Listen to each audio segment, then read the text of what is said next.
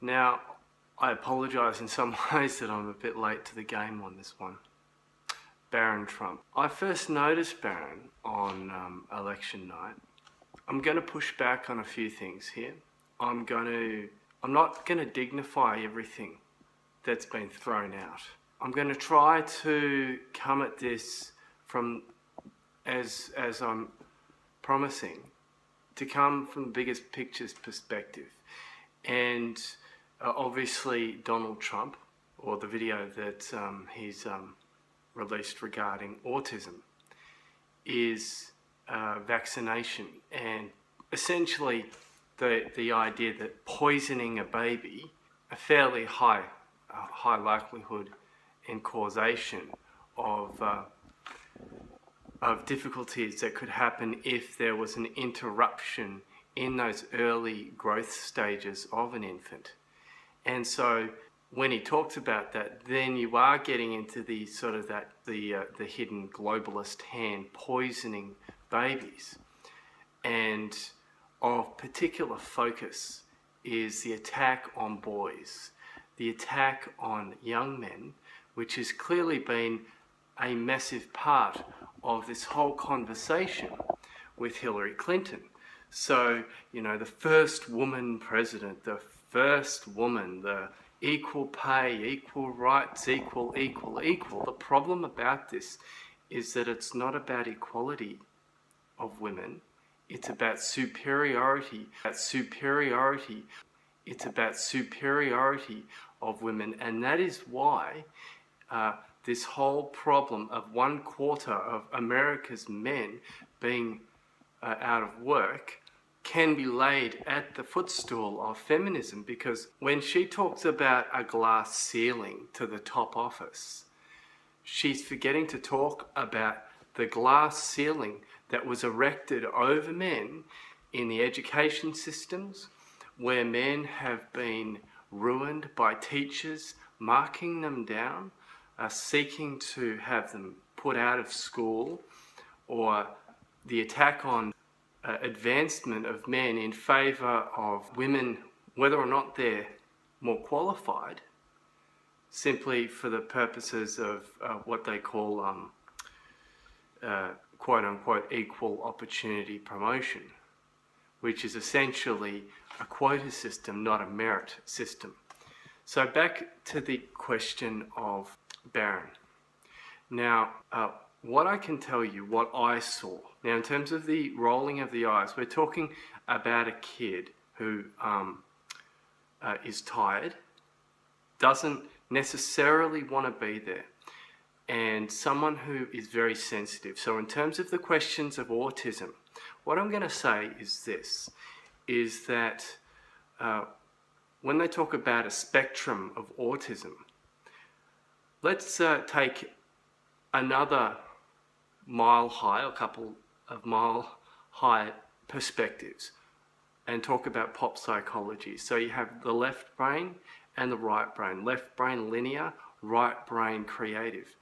And so when you have right brain creatives, which is part of this conversation of autism, someone who's very good with computers, from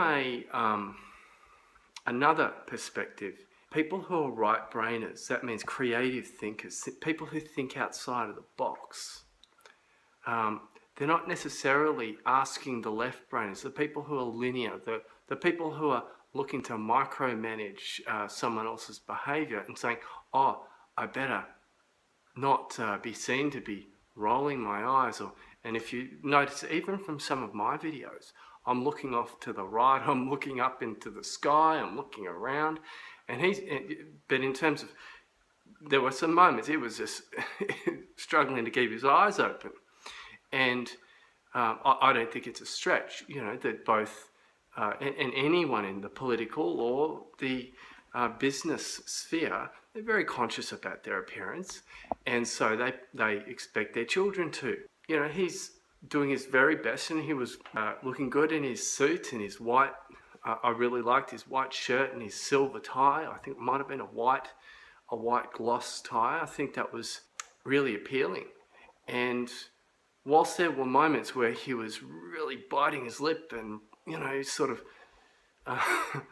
it may have been tiredness, but let's entertain the possibility that he's on some of the medications regarding the idea of autism. And I'm going to come back to this in a second, because I don't think that it's case closed on that question.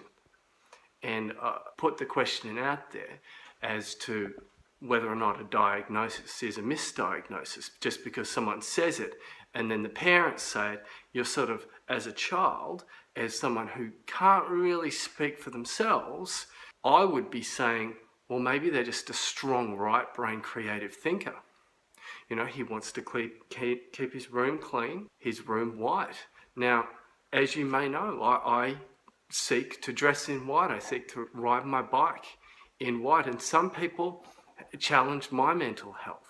Some people think, oh, what's he? Who does he think he is? But for me, part of it's a message for people who don't like being touched. And I'm one of these people as well. I don't really like being touched. I don't like being touched or hugged. And many people don't like being touched.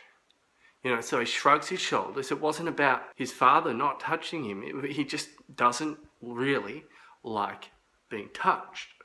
So that shouldn't be a problem for anyone to understand. Some people don't like it. So show some respect.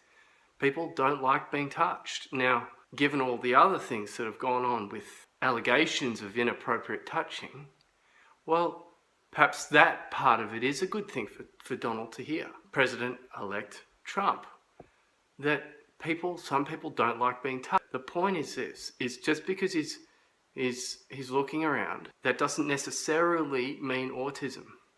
But I would say that if a diagnosis has been given, and people are saying, yes, so they know what it is. They know what it is.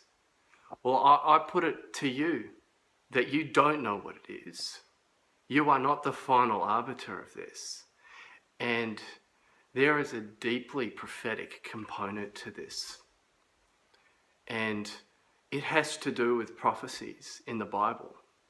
One of them is where fathers are restored to their sons and sons are restored to their fathers. And the land is healed. And I will say this, when I looked at that boy, I could see something else. I could see the presence of God. I could see an anointing. And I would not be surprised if there is a continuation that as the Lord moves and moves, we could be looking at a very young next president. Now, I'm sorry to all those who want to decide on someone's future and say they know where that person's future lies. But that has been part of the story for the last 20 to 30 years of men in general who've been written off, sent out from school, basically illiterate, and feminists are still complaining a magical glass ceiling hasn't been broken when the wreckage against men and masculinity, the effeminization of men, has been so disproportionately huge that when compared, you're talking about the difference between swallowing a camel and straining out a gnat, taking a flea off a dog. Oh, okay, so it's okay to destroy man and masculinity and the ability to speak the truth. We have faith, hope, love, and truth. And the idea is to speak the truth in love. And so Melania's right on in terms of bullying extremists that was heard, and specifically from the black community. And so this is a call to arms regarding Baron Trump. War has been declared because they think, well, we can't hit the father, let's go for the son. Now this is feminism, tactical maneuver 101. Now I've seen this in my own life, up close. And I can tell you that when you are the focus of a lot of people's attention, and they won't tell you what they're saying, but you know they're saying something. And you know that something's going on. Now, this is what a right brainer will do. They will not challenge you. They will not ask you. They will respond in their own way. And I would put it that part of his response is to say, I believe in white. And I'm calling the church right now to stand in absolute protection for Barron, and not just one Barron. I mean all the barons of the United States and the Western world. Men and where masculinity and men and the futures of men have been utterly destroyed because of people, because of ideas that have a toxic byproduct, a toxic and extreme response. And the extreme response is this destruction of humans. And it's what I call a living abortion. Well, okay, you can't kill them in the womb. Let's see if we can kill them while they're alive. And this is what handling bullying, part of it looks like, is that you call a living murder. This is intense. You know it is. Anyone. So you start praying and believing and speaking some truth.